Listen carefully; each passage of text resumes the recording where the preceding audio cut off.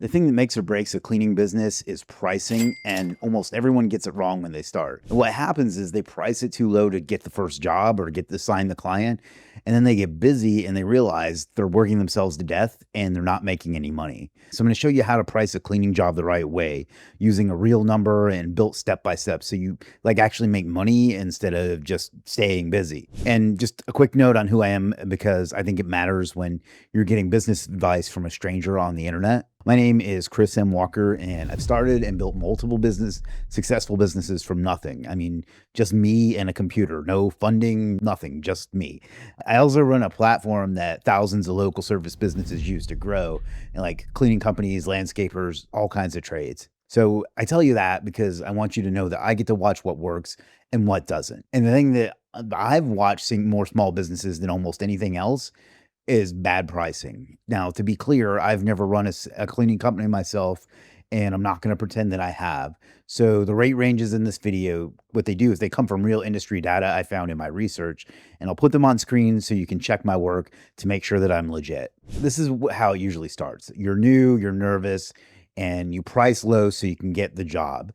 And it makes sense, right? Like you beat the other guy on price and it works. You get busy and your calendar fills up. But the thing is, now you're kind of stuck because every client that's signed on at that cheaper number, you can't just call them up and say, okay, now you have to pay more. I mean, you can, and there are times when you're going to want to raise your price, but it's very difficult, right? And what happens is you're working 50, 60-hour weeks and you end up taking home less money than you did at your old job.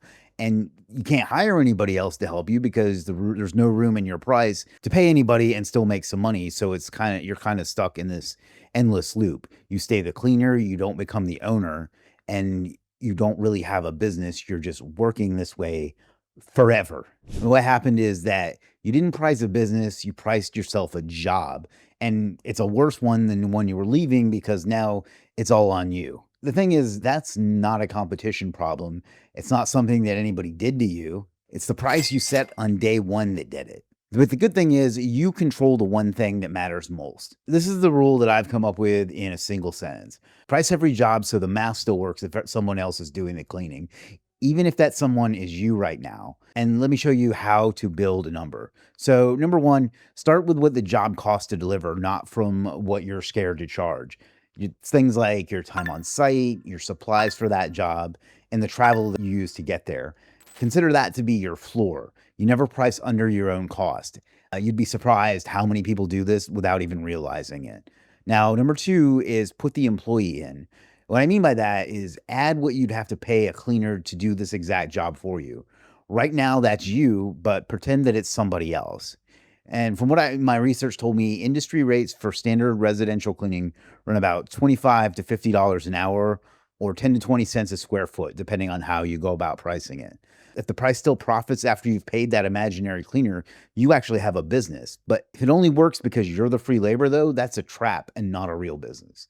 Now, number three is add real margin on top, not whatever feels safe, actual profit so the business can fund its own growth. Residential cleaning runs 10 to 28% when it's priced the right way. So build toward that on purpose, but don't just hope for it. Actually build that into your sales process and what you charge. And then also number four is charge for trust and not just for hours or square feet. I remember what the customer is actually buying when they hire you to be a cleaner. They're paying to trust you in their home. That's very personal and very hard for some people. And the reliable, professional, answers the phone company gets to charge more than the cheapest one in town. And that's who you want to be. Be that company and price like it. Cheapest is a race to the bottom that you don't want to win.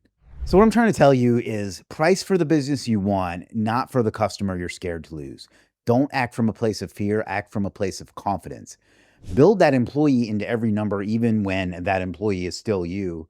And if you do that and you didn't just get yourself a customer, you built a piece of an actual business. And that's pretty much it. You know how to price it now. The next thing you need is people to price it for. In other words, you need some customers. So check out my video on how to get your first 10 customers. It should be on your screen right now.